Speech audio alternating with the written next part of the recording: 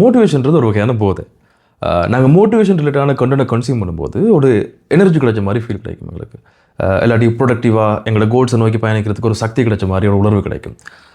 ஆனால் end of the டே எங்களுக்கு அந்த மோட்டிவேஷனாக இருக்கிறதால எங்களோட கோல்ஸை அச்சீவ் பண்ண முடிஞ்சுதா, நாங்கள் நினைச்சதை செய்ய முடிஞ்சுதா அப்படின்னு ஒரு கேள்வி கேட்டால் நிறைய நேரங்கள் அது அப்படி இருக்கிறதில்ல.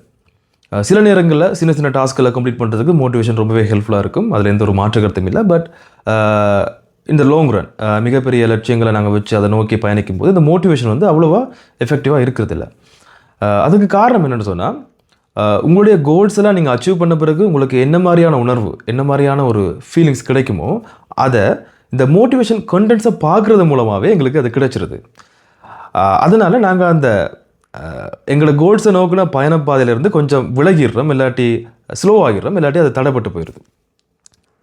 ஆக இந்த மோட்டிவேஷன் அப்படின்ற மெத்தட் வந்து அவ்வளவு எஃபெக்டிவாக இருக்கிறது இல்லை இந்த லாங் ரன், அதாவது எங்களோட கோல்ஸை நோக்கின மிக தூரிய பயணங்களுக்கு வந்து அது அவ்வளோ எஃபெக்டிவாக இருக்கிறது இல்லை. அப்போ இந்த இடத்துல நான் இன்னொரு மெத்தடை சஜஸ்ட் பண்ணுவேன். இன்னொரு மெத்தட் இல்லாட்டி இன்னொரு முறையா அப்படின்னு சொல்லலாம். அதாவது கிளாரிட்டி அப்படின்னு சொல்லலாம். ரைட், கிளாரிட்டின்றது வந்து ஒரு தெளிவு. அதோட கிளாரிட்டியோட தமிழ் பதம் வந்து தெளிவு. உங்களுக்கு என்ன வேணும், உங்களோட கோல்ஸ் என்ன, உங்களுக்கு என்ன தேவைப்படுது அப்படின்றதுக்கான ஒரு தெளிவு உங்களுக்கு கிடைச்சுன்னு சொன்னால், ஸோ இந்த கேள்வி டைரெக்டாக உங்களே கேட்கலாம், எனக்கு என்ன தேவை அப்படின்னு சொல்லி இருந்து நிதானமாக அமைதியாக கேட்டிங்கன்னு சொன்னால் உங்களோட சோல்கிட்ட இருந்து ஒரு பதில் வரும். உங்களோட சோல் ஒரு விஷயம் சொல்லும், எனக்கு இதுதான் தேவை, இந்த சமூகம் இந்தந்த விஷயங்களை புஷ் பண்ணாலும் பட் எனக்கு தேவைப்படுறது இதுதான் அப்படின்ற மாதிரியான ஒரு தெளிவு கிடைக்கும்.